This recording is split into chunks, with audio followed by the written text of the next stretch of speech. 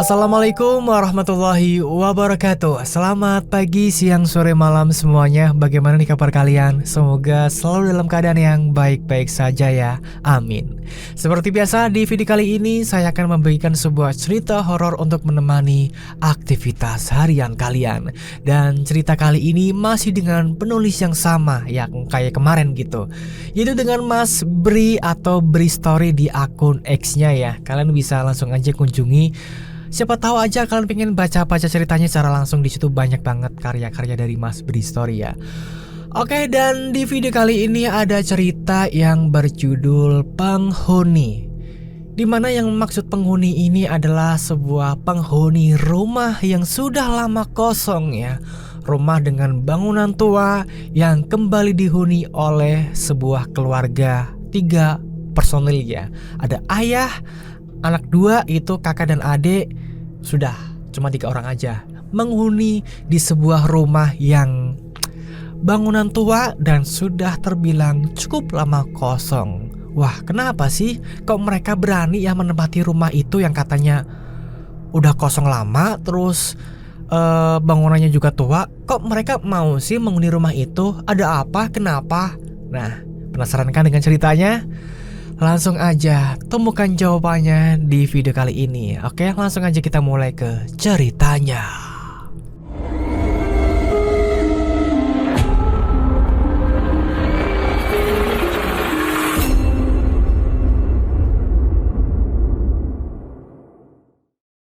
Kadang keadaan memaksa kita untuk menempati tempat tinggal baru. Seringkali susahnya proses adaptasi harus ditambah dengan terpaan seram dari sisi gelap. Kali ini ada teman yang mau berbagi cerita pengalaman ketika harus menempati rumah barunya. Simak ceritanya di channel Dimensi Mimpi. Lagi-lagi, aku menemukan beberapa helai rambut panjang. Entah ini sudah yang keberapa kalinya. Kali ini aku menemukannya di depan lemari ruangan tengah. Beberapa helai rambut ini kalau diukur dengan tubuh perempuan dewasa, kira-kira dari kepala sampai ke pinggul. Panjang memang. Apa yang aneh? Iya aneh lah. Karena di rumah gak ada seorang pun yang memiliki rambut sepanjang itu. Rambutku hanya sebatas pundak. Itu pun sejenisnya gak sama dengan rambut yang sudah beberapa kali kami temukan. Papa? Ya jelas beda. Papa laki-laki dengan rambut pendek. Begitu juga Albi. Rambutnya pendek kemerahan. Gak mungkin juga rambut dia. Oh ya, aku, Papa, dan Albi, adik laki-lakiku, baru saja menempati rumah peninggalan nenek. Rumah bertingkat yang sebenarnya gak terlalu besar, tetapi bisa dibilang terlalu besar buat kami bertiga. Iya, kami hanya bertiga. Mama sudah berpulang di tahun 2019. Sebelumnya kami tinggal di bilangan Jagakarsa, Selatan, Jakarta. Tapi papa memutuskan untuk pindah ke rumah peninggalan nenek yang sudah lama kosong. Rumah nenek ini terletak di kawasan Bogor Barat, sudah dekat ke kaki Gunung Salak. Karena bermacam alasan, kami pun akhirnya pindah ke rumah nenek ini, bukan tanpa kendala. Aku jadi harus menempuh perjalanan cukup jauh kalau harus berkuliah. Kampusku di Jakarta, sedangkan Albi yang masih SMU terpaksa harus pindah sekolah. Nah, sedangkan papa, karena pekerjaannya nggak melulu harus stay di kantor, jadinya nggak terlalu bermasalah dengan jarak. Hanya sesekali saja dia harus datang ke tempatnya bekerja. Rumah ini termasuk bangunan tua. Papa bilang dibangunnya sekitar tahun 80-an. Jadi umurnya hampir 40 tahunan lah ya. Kata papa juga, kakek dan nenek membelinya dari orang lain. Sejak saat itulah, rumah ini jadi tempat berkumpulnya keluarga, khususnya ketika hari raya. Walaupun bangunannya nggak terlalu besar, tapi perkarangannya cukup luas. Peninggalan nenek masih terlihat dengan banyaknya tanaman yang masih terawat subur. Oh ya, nenek berpulang di tahun 2017 lalu. Kakek sudah mendahului 3 tahun sebelumnya. Sepeninggal kakek nenek, rumah ini sempat ditinggali oleh adik papa yang paling bungsu, Om Ilham namanya. Tapi entah apa alasannya, Om Ilham dan keluarga hanya kurang lebih 1 tahun menempati, kemudian pindah ke rumah sendiri. Setelah itu rumah ini kosong. Sampai akhirnya kami datang untuk menempati awal 2020. Ya sudah, sejak itu kami tinggal di sini, di rumah nenek. Kak, lo lihat nggak? Hah? Lihat apaan? Kayak ada perempuan berdiri di lantai atas, di jendela. Tapi sekarang sudah hilang sih. Mana ada? Halu lo ah. Rumah ini kan kosong. Jangan macam-macam deh. Gue gak lihat apa-apa. Percakapan antara aku dan Albi itu terjadi ketika kami baru saja datang. Ketika baru saja selesai memindah-mindahkan barang dan perabotan. Percakapan yang cukup aneh. Karena ya itu tadi, Albi seperti melihat ada perempuan sedang berdiri memperhatikan di lantai 2 dari balik jendela. Tapi pada saat itu kami gak membahasnya lebih jauh lagi. Walaupun tetap saja masih menempel dalam ingatanku. Hari pertama kami habiskan dengan membereskan barang-barang. Hanya bertiga, gak ada bantuan. Dengan riang gembira kami mengerjakannya.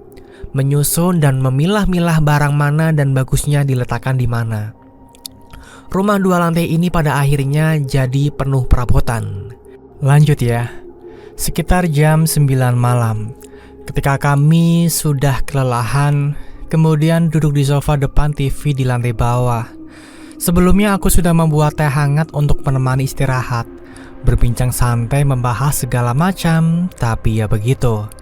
Seperti biasa, yang paling tahan menghadapi serangan kantuk memang aku. Papa dan Albi paling gak bisa menahan kantuk. Sekitar jam 11 malam, mereka berdua sudah terlelap. Masih di sofa, sementara aku masih terjaga. Berdiam diri sambil menonton TV yang acaranya sudah gak jelas. Di rumah baru, tempat tinggal baru. Tentu saja perasaan masih kurang nyaman. Proses adaptasi masih susah dilakukan, apalagi masih hari pertama. Beberapa kali aku memperhatikan ke setiap penjuru ruang tengah, menilik setiap sudutnya, coba untuk merekam semuanya. Lampu besar sudah aku matikan, jadi pencahayaan hanya dari lampu kecil dan layar TV. Gak ada suara lain selain TV. Di luar pun gak terdengar ada pergerakan manusia. Karena memang jarak ke rumah tetangga gak terlalu dekat. Jadilah aku melamun sendirian dalam sepi. Nah, ketika masih coba menikmati teguk terakhir dari gelas teh, pendengaranku menangkap sesuatu. Ada suara samar dari lantai atas. Kira-kira seperti itu bunyinya. Seperti ada meja atau kursi yang bergeser. Awalnya sangat samar, tapi lama-kelamaan makin jelas. Sampai akhirnya aku coba membangunkan Papa. Tapi karena mungkin sudah terlalu lelah, Papa gak bangun juga. Begitu juga dengan Albi.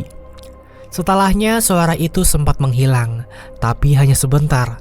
Beberapa menit kemudian terdengar lagi. Kali ini lebih jelas.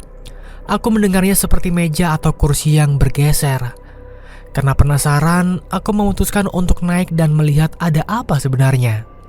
Ku naiki tangga menuju lantai atas yang letaknya di bagian belakang ruang tengah, dekat dapur. Tangga yang gak terlalu tinggi, namun di tengahnya berbelok ke kanan. Lorong tangga memang ada lampu, tapi saat itu Papa belum memasang bola lampunya, jadinya gelap. Ditambah sepertinya lantai atas juga dalam keadaan gelap. Jadinya ya sama sekali gak ada cahaya yang menerangi.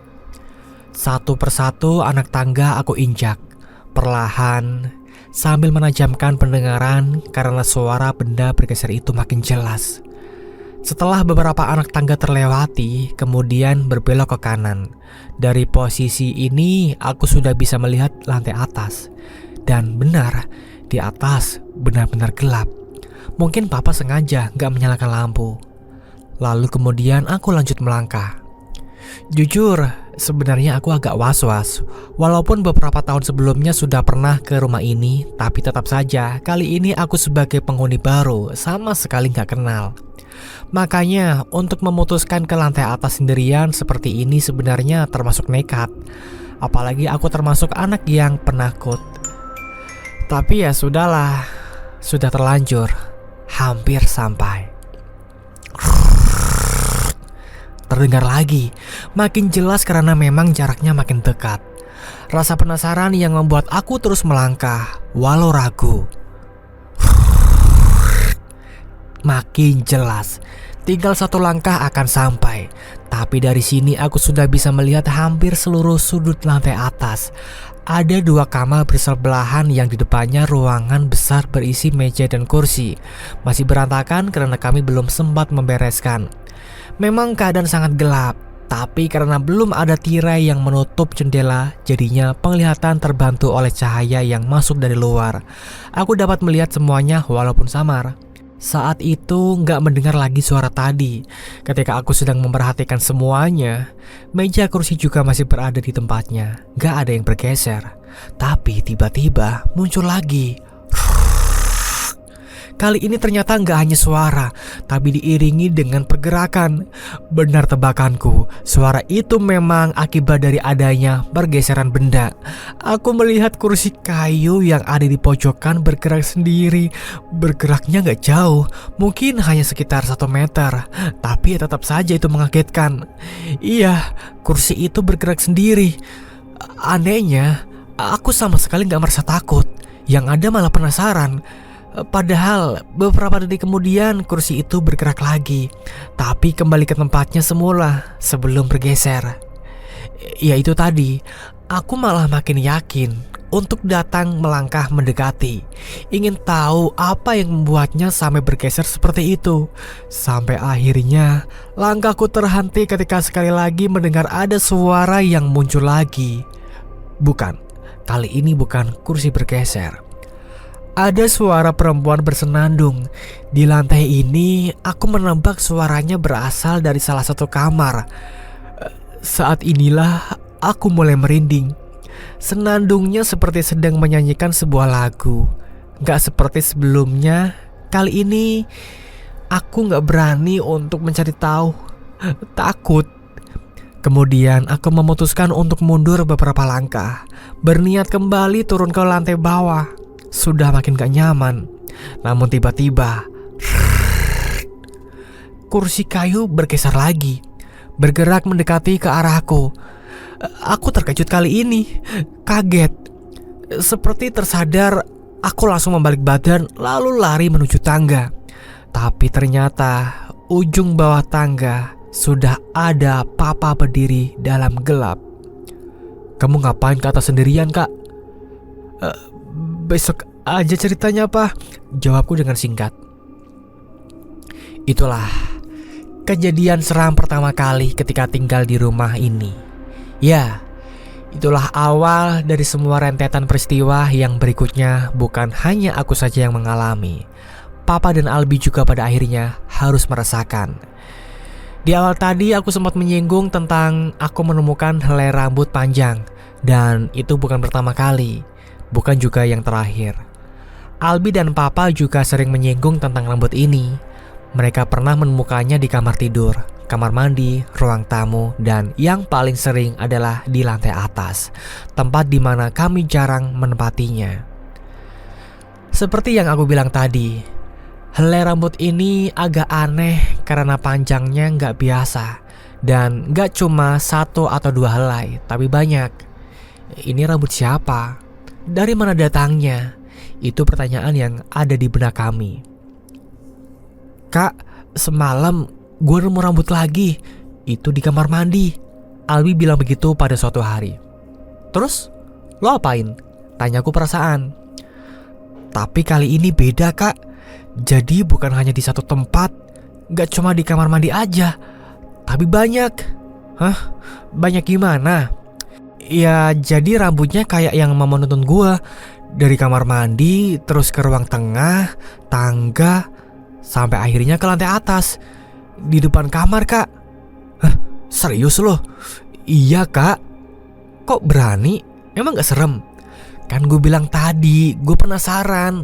Sampai akhirnya gue lari ketakutan. Karena di kamar atas itu gue denger ada suara perempuan bersenandung. Ih, serem banget, Kak." "Duh, Pi, jangan gitu lagi ya. Cuekin aja. Gue juga pernah dengar suara senandung gitu." Itu percakapannya. Cukup tegang, akhirnya kami menceritakan semua pengalaman dari kejadian aneh menjurus seram yang pernah kami alami di rumah ini. Berikutnya, aku ingat sekali. Waktu itu hari Kamis malam Jumat. Kebetulan papa sedang ada urusan yang harus diselesaikan di Jakarta. Jadi aku hanya berdua Albi di rumah.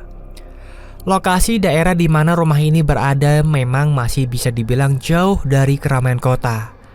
Sepi sudah meraja selepas waktu maghrib. Setelahnya hanya tersisa gelap remang, suasana terpaan cahaya lampu seadanya. Malam itu aku dan Albi seperti biasa menghabiskan waktu di ruang tengah depan TV, berbincang membahas apa saja yang bisa dibahas. Aku tahu kalau Albi juga sama seperti aku, punya perasaan was-was karena kami hanya berdua di rumah sendirian. Makanya sebisa mungkin terus berbincang untuk mengalihkan pikiran. Papa WhatsApp, katanya pulangnya malam. Kita disuruh tidur duluan, ucapku. Tanya pulangnya jam berapa gitu kak? Jam 1-an katanya, masih ada urusan. Wajah Albi terlihat cemas. Aku ngerti, karena aku pun sama. Tapi ya mau gimana lagi, kami hanya bisa pasrah menunggu sampai papa pulang. Kita tidur di kamar papa aja ya Bi? Iya kak. Nah, singkatnya sekitar jam 10 kami masuk kamar, mencoba untuk tidur. Kamar papa ini cukup besar, karena sekaligus sebagai ruang kerja. Jadinya masih terasa lowong ketika aku dan Albi tidur di dalamnya. Kami tentu saja menutup pintu dan menguncinya. Sudah jam 11 nyaris tengah malam, tapi aku masih saja belum bisa memejamkan mata. Sementara Albi sudah nyenyak dalam tidurnya. Tapi syukurlah, entah kenapa ketika menjelang jam 12 tiba-tiba kantuk datang menyerang. Aku pun akhirnya tertidur. Aku merasakan kalau tangan kanan ada yang mencengkram kuat. Aku jadi terjaga, cengkraman ketakutan. Karena kaget, aku lalu mencoba melihat siapakah yang sedang memegang tanganku ini. Ya, tentu saja Albi. Tapi kenapa dia begitu? Kenapa dia mencengkram tanganku? Kamar dalam keadaan gelap, hanya cahaya lampu dari luar jadi sumber sedikit penerangan. Makanya, walaupun gelap, aku tetap masih bisa menatap wajah Albi di sebelahku. Ternyata Albi sepertinya terjaga lebih dulu. Aku keheranan. Di samping cengkraman kuat tangannya, ternyata wajah Albi terlihat ketakutan. Was-was. Kenapa Bi? Ada apa? Bisikku pelan. Albi memberi syarat seperti itu, meminta aku untuk diam. Kemudian tangannya menunjuk keluar, ke ruang tengah. Aku turuti syaratnya untuk diam dan memperhatikan ruang tengah. Ruang tengah? Kok ruang tengah bisa terlihat? Ternyata pintu kamar dalam keadaan terbuka. Makanya kami bisa melihat keluar. Padahal aku yakin kalau sebelum tidur tadi kami sudah menutup pintu dan menguncinya. Lo buka pintu kamar? Tanyaku, lagi-lagi sambil berbisik. Albi gak bersuara, tapi kepalanya menggeleng pelan. Kembali aku memperhatikan ruang tengah. Albi juga. Hening menguasai. Sepinya menghujam nyali. Kami hanya bisa terus berdiam diri. Senyap. Sampai akhirnya sesuatu mulai terjadi. Kami mendengar senandung perempuan. Awalnya samar, karena sepertinya sumber suara masih di kejauhan. Tapi lama-kelamaan makin jelas dan makin jelas lagi. Senandung nyanyian yang aku belum tahu nyanyian apa, tapi kedengarannya sungguh seram. Nada-nada sedih melantun cekam. Aku dan Albi berpegang tangan erat. Kami ketakutan ketika senandung itu sepertinya makin dekat ke pintu kamar. Lampu ruang tengah juga mati, gelap. Namun kami masih bisa melihat dengan jelas karena serpihan cahaya dari luar. Degup jantung serasa berhenti. Aku merasakan keringat dingin sedikit demi sedikit mulai jatuh ketika akhirnya si empunya suara terlihat. Sangat jelas, dia berjalan pelan di ruang tengah yang sepertinya dari arah tangga lantai atas. Sosoknya perempuan berpakaian gelap dengan wajah nyaris gak kelihatan karena tertutup untaian rambut panjang. Rambut panjang yang tergerai hingga nyaris menyentuh lantai. Sungguh sangat menyeramkan. Dia berjalan sambil bersenandung. Yang lebih ngeri lagi, senandungnya sesekali diselingi oleh tawa kecil tertahan. "Kak," Albi berbisik pelan menahan tangis. Terus kami perhatikan sosok perempuan itu sampai akhirnya dia duduk di kursi depan TV sambil terus bersenandung dan tertawa kecil. Karena gak tahan lagi, perlahan aku menarik selimut yang ada di kaki dengan maksud menutup wajah kami supaya gak lagi bisa melihat perempuan itu. Albi mengikuti gerakanku. Dia ikut menarik selimut sampai menutup wajah. Ya, akhirnya kami tercekam ketakutan di balik selimut. Tapi selanjutnya, apa yang terjadi? Aku mendengar kalau senandung mulai bergerak lagi. Sepertinya perempuan itu mulai bangkit dari duduk. Aku merasakan itu walau gak melihatnya langsung. Suaranya makin jelas dan makin dekat. Cekikikan ketawanya juga begitu, makin jelas. Aku dan Albi sadar dan yakin. Dari suaranya perempuan itu seperti bergerak melangkah masuk ke dalam kamar, mendekat ke tempat tidur di mana kami sedang berada di atasnya. Sedang sangat ketakutan. Sungguh sangat mengerikan. Ketika beberapa belas detik kemudian, dari balik selimut kami sangat yakin kalau perempuan ini sudah berada berdiri persis di samping tempat tidur. Kami yakin itu karena suaranya sangat jelas. Sama sekali gak ada nyali untuk mencoba membuka selimut dan melihatnya. Suara senandung makin keras dan jelas.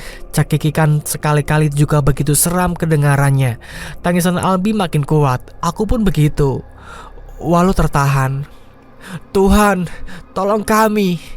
Sungguh waktu berjalan sangat lambat, bergulir sangat pelan. Tapi akhirnya doa kami terkabul. Entah sudah beberapa menit berlangsung, tiba-tiba aku mendengar ada suara mesin kendaraan di halaman. Ya, papa pulang. Bersama dengan itu, suara senandung dan tawa cekikan itu ikut menghilang. Kami langsung membuka selimut lalu bergegas lari keluar. Di luar kami langsung memeluk papa erat-erat. Papa langsung mengerti kenapa kami berperilaku seperti itu. Begitulah sedikit pengalaman yang bisa aku ceritakan. Sedikit dari banyak lagi kejadian seram yang pernah kami alami. Akan aku ceritakan lagi lain waktu kalau ada kesempatan ya. Dan itulah teman-teman ceritanya yang bisa kita ceritakan di channel ini. Dan cerita ini ditulis oleh Mas Bri ya, atau Bri Story. Kalian bisa langsung kunjungi aja profil X-nya. Di situ kalian bisa baca semua cerita-cerita horor yang ditulis oleh Mas Bri. Terima kasih ya buat kalian yang sudah mendengarkan cerita ini dari awal sampai akhir. Kesimpulannya bagaimana nih pendapat kalian? Tulis di kolom komentar ya. Apakah cukup seram dengan ceritanya? Menurut saya sih sangat seram ya.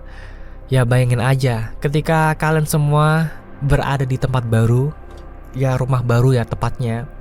Terus ternyata rumah itu memiliki kisah yang sangat menyeramkan gitu. Dan kalian gak tahu cerita sesungguhnya. Dan kalian juga mencoba untuk mencari tahu ada apa sih tentang tempat ini kok begitu sangat menyeramkannya gitu. Karena dengan membayangkan kita lagi di kamar sendirian, terus ada yang tiba-tiba masuk gitu, padahal kita lagi sendirian gitu kan. Kurang ngeri apa gitu loh. Coba misalkan di dalam rumah kalian sedang sendirian, terus tiba-tiba ada suara nyanyian gitu. Coba bayangkan betapa merindingnya gitu loh. Itulah yang dialami oleh teman kita satu ini. Jadi buat kalian yang punya pengalaman yang serupa, kalian bisa sharing di kolom komentar ya. Itulah yang bisa kita ceritakan untuk di video kali ini. Mungkin memang cukup singkat ceritanya, tapi kita ada cerita lagi untuk di video berikutnya ya. Makanya stay terus di channel Dimensi Mimpi agar kalian tidak ketinggalan cerita terbaru dari channel Dimensi Mimpi. Cerita horor tentunya. Seperti biasa, yang belum absen dulu ya di kolom komentar dengan siapa dan dari mana, biar saya dan tim di sini makin kenal dengan kalian semua. Kita akan bertemu lagi di next video. Sampai jumpa. Wassalamualaikum warahmatullahi wabarakatuh. Ingat ya, hidup hanyalah ilusi.